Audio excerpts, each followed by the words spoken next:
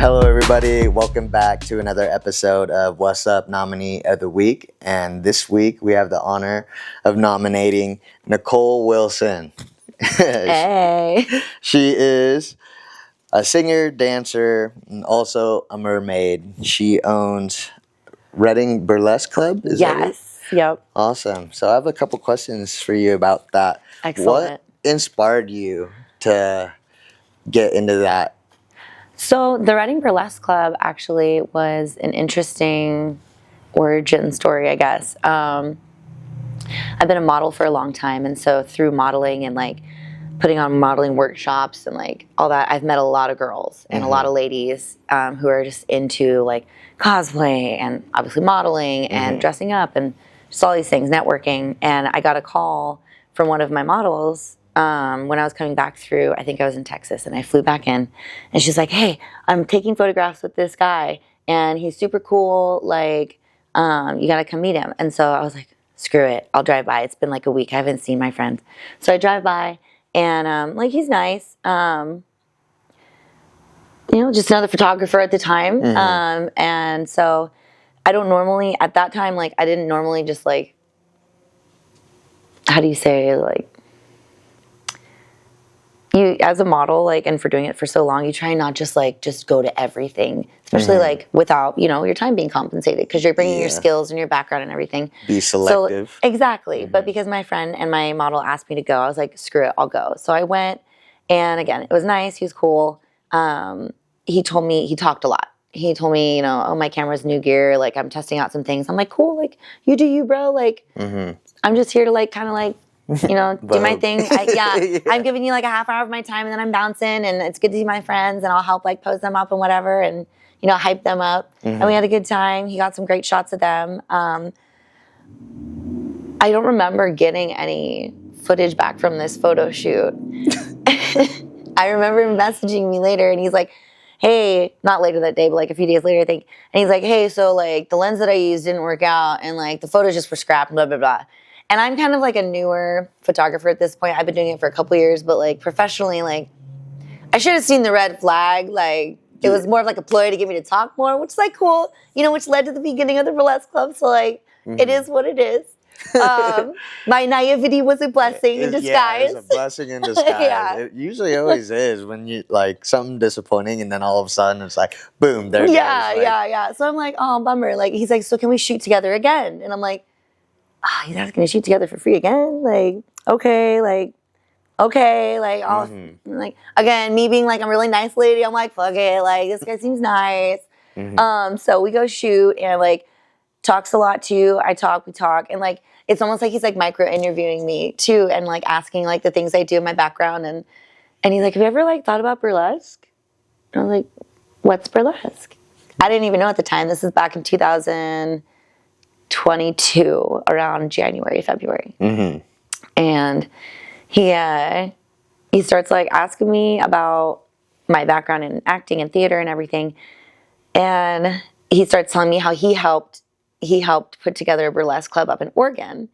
And from what he says, he helped put this club together. And it's really successful. Like, I looked it up, it is what he says it is, but like I don't see where his footprint is. Yeah. But like, sometimes it's a silent footprint. Sometimes we have silent footprints. We like dust him over as we're walking by, metaphorically. Yeah. Yeah, who knows? I'm full of weird ass metaphors. Oh my God, I come up with the weirdest shit. The weirdest shit.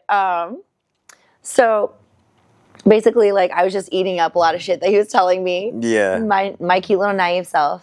And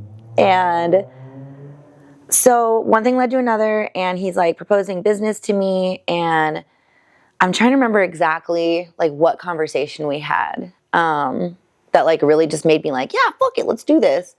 But I like something happened in a conversation, and like I just kind of snapped to it, because I'm really good at rallying people. I'm really good at networking and bringing people together for like modeling events, for example. I can bring together a lot of people to make a really big event. And he saw that, and so I used that skill to find women that were interested in burlesque. I did some research before, so I had an idea of what burlesque was too, because I had no idea. Like, I'd never even watched the movie Burlesque with Christina Aguilera. I haven't either. I'm not so much of a movie It's guy. amazing, actually. Is it? It's amazing. But I went into this whole thing never having watched a movie about burlesque. I watched a couple YouTube performers. April O'Peel is notable, hysterical performer, and she really kind of inspired me. A lot of her stuff inspired me. And the little Dita Von Teese, if you've ever heard of her. Oh my gosh, amazing. She has an amazing show. But those two really were kind of like my main inspo to create the Reading Burlesque Club. So I rallied a bunch of ladies. I think we started off with like 10 women and myself, meeting in one of their garages. They had a little yoga studio in the garage, and we're just sitting there, and I'm like sitting there like, okay, so like here's kind of the plan. And the guy, the photographer at the time, he's president as well. And I'm like rallying all these women and everything, getting all this stuff going. And within 3 weeks, we're having rehearsals, and like I'm like choreographing group numbers, and that's all of a sudden things are just like happening. Yeah. And I had friends like help me find rehearsal space, and I mean it literally just like boom, boom, boom. I just was making it happen, and I figured out how to work Eventbrite. So I made our online portals, started ticket sales, got the venue that our very first show was Riverfront Playhouse. It's just off of California Street. And so grabbed that venue with them, and we've been with them ever since. They're amazing. Hey, that's what's up. They're amazing. Yeah, that sounds so cool. Like, it just all of a sudden clicked, and then, yeah, it was meant to be, honestly. It was. So, yeah, we had our first show, I think it's April 2022. 2022. Okay, so that's still fairly new. So, okay. Sweet deal. So what about your mermaid? Okay, so the mermaid. How long has that been? That's been around for longer. Okay. So I was a stay-at-home mom back in my 20s, and kind of trying to like navigate postpartum, depression, and figuring That's a real myself out. thing. It's so real. And it had a hold of me pretty strong for a while there mentally. Yeah.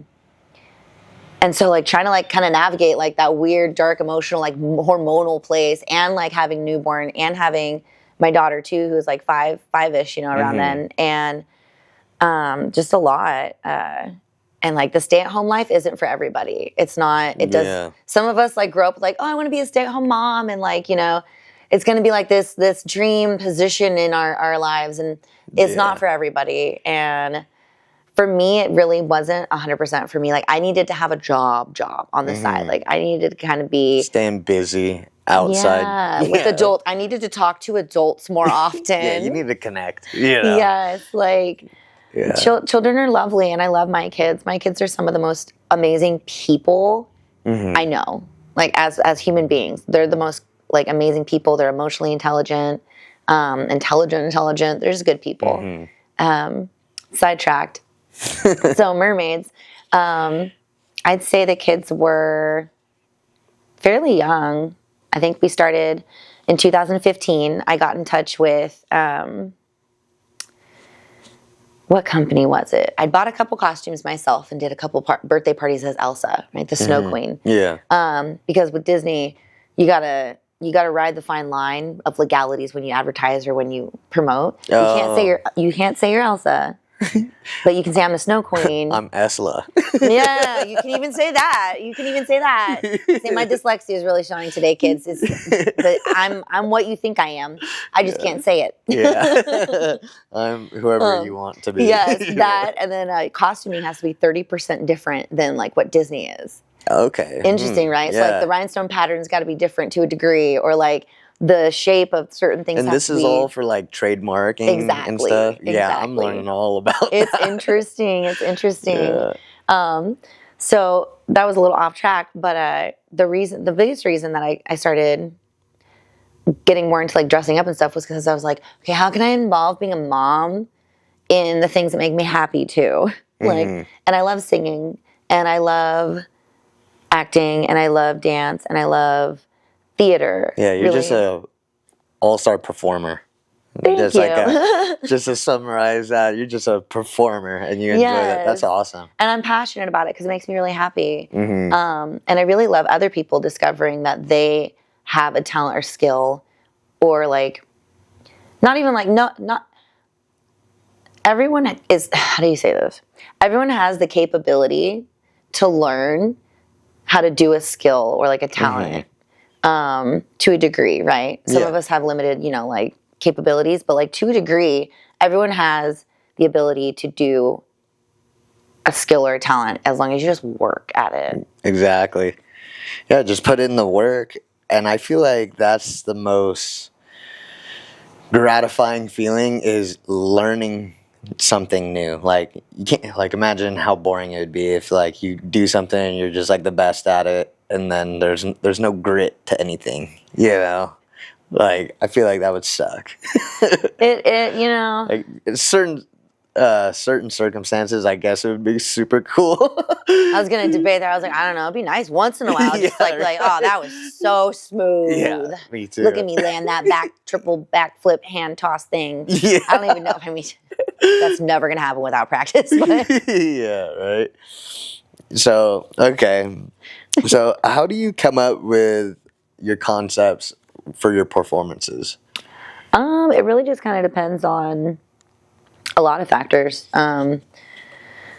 What time of the year is the show being held? Is there a local event that we can feed off of properly and support?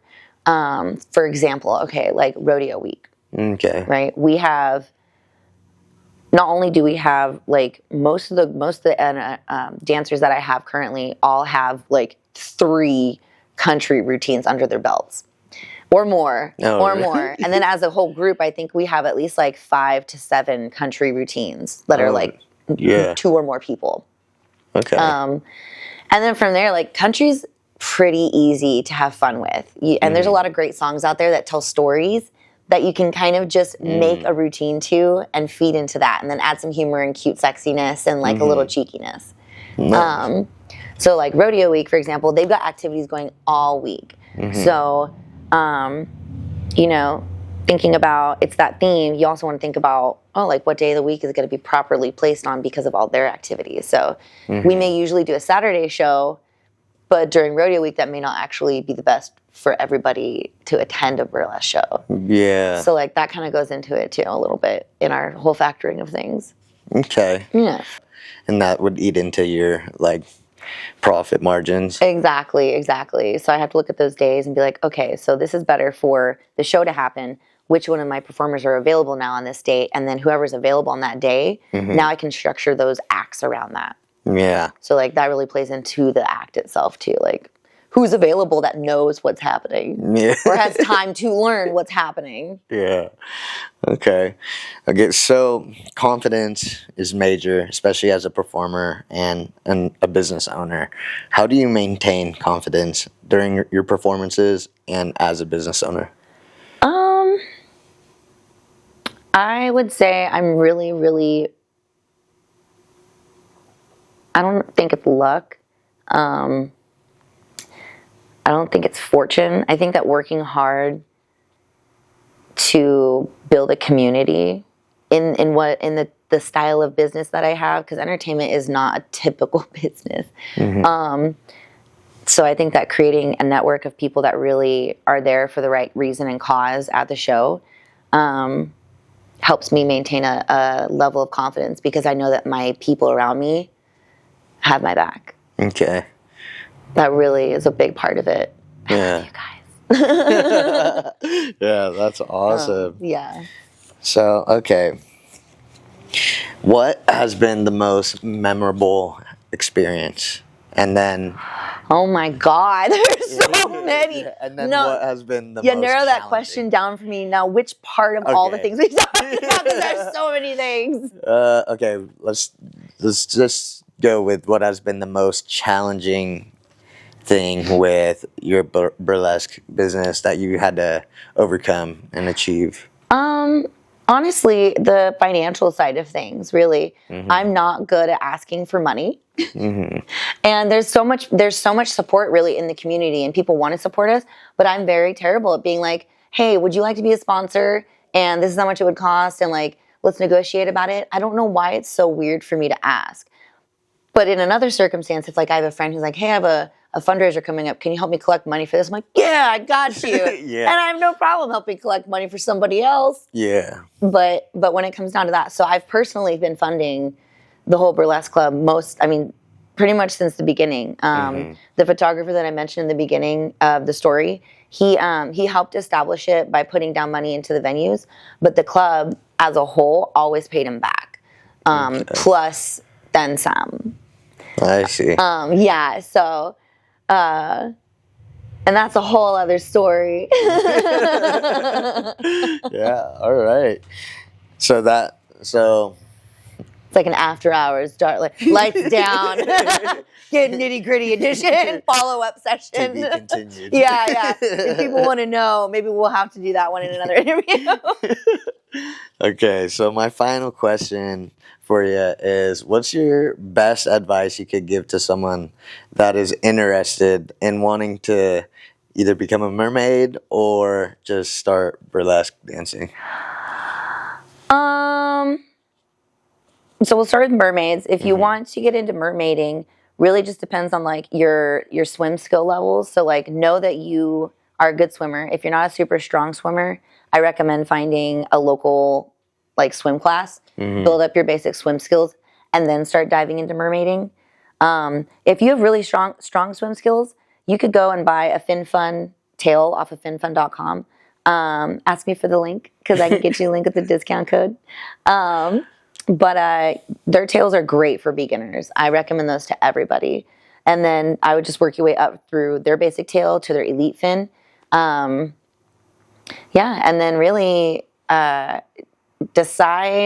do research on all the investments it's going to take, because mermaiding is, can I curse? Yeah, you can. Mermaid is fucking expensive. Dude, it's fucking expensive. How's it expensive? Like, you need like a cute swimsuit and a fin, that's it? So like I have, I wish.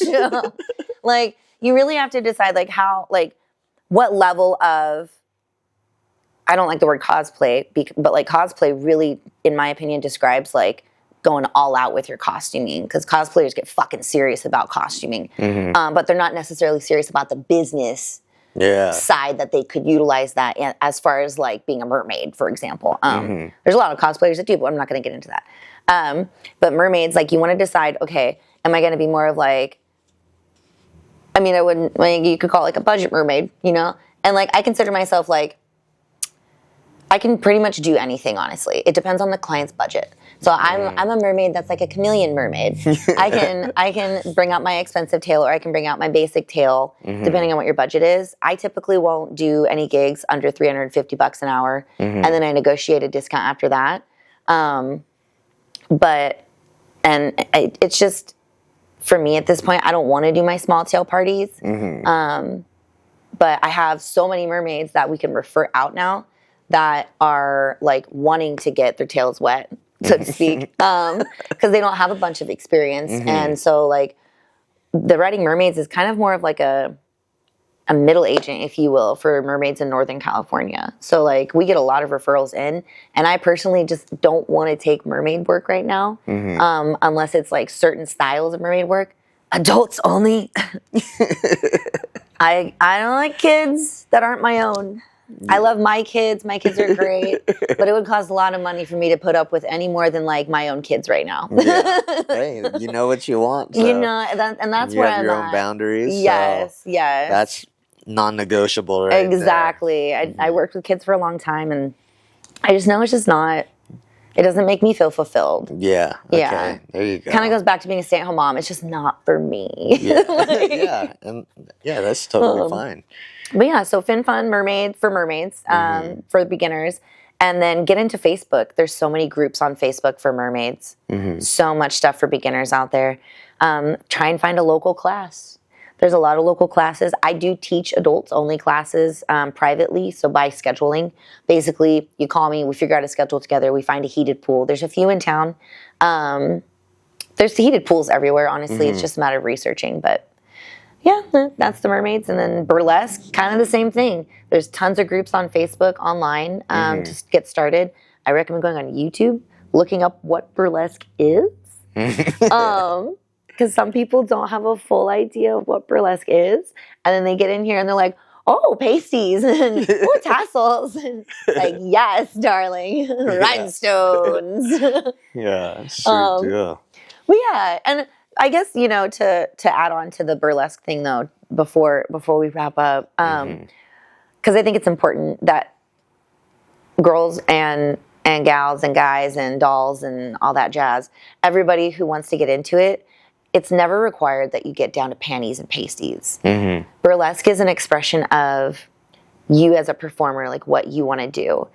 So you never have to do an act. That's a group act that requires you to get down to like a skivvy and a pasty. You really just do what makes you happy. Okay. And that's what burlesque is about, is doing stuff that makes you feel alive. Nice. Yeah, that's cool. Right on. Well, thank you so much, Nicole, for doing this with me. Thank you. And I want to give a special shout out to the owners of Kiss Me Novelties for allowing us to do this episode in here. And please go follow Nicole. I'll put her handle right here, somewhere around here. Right on. Thank you so much.